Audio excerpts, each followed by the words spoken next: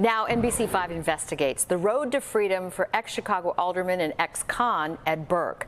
What have the first 24 hours in a halfway house been like for Chicago's longest-running city councilman? Our investigative reporter Chuck Goudie joining us now with what he's found out. Chuck? Allison, Ed Burke is halfway home today, out from behind bars for one day, but still confined to a Humboldt Park Salvation Army facility, as NBC Chicago first reported yesterday.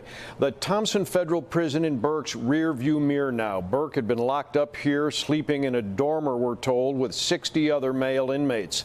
He was released yesterday after serving less than 10 months of a 2-year sentence for public corruption, interrupting his record 54-year career as 14th Ward alderman and most notably as the powerful chairman of the City Council Finance Committee.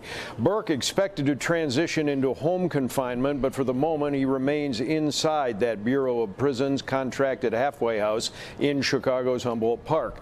Today, his wife and former state Supreme Court Chief Justice Ann Burke paying him another visit, although Mrs. Burke left alone. Evidence her husband may spend a second night confined to the transitional facility.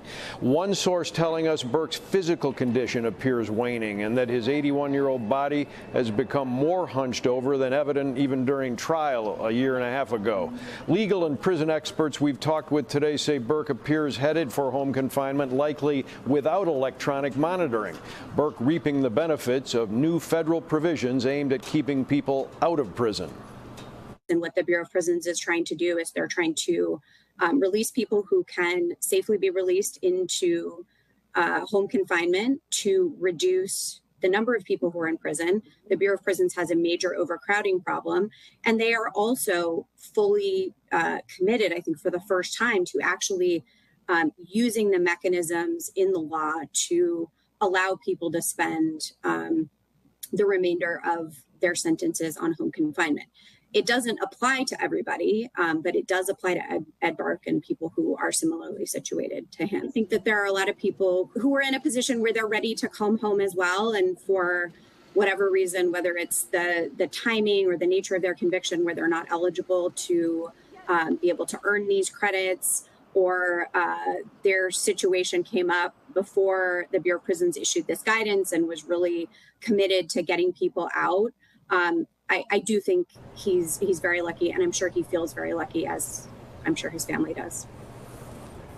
As you saw, Burke's wife visits him, has stood by him, but not so for his 30-year aldermanic secretary, who worked out of his law office for a while until ethics questions arose and she was transferred back to City Hall.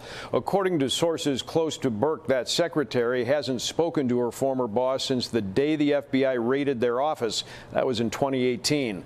While Burke's prison time has ended, he still owes a $2 million fine to the feds. Coming up tonight at 6, the surprising bank account Burke may use to pay the fine. Alex? Thank you, Chuck. We'll see you at 6.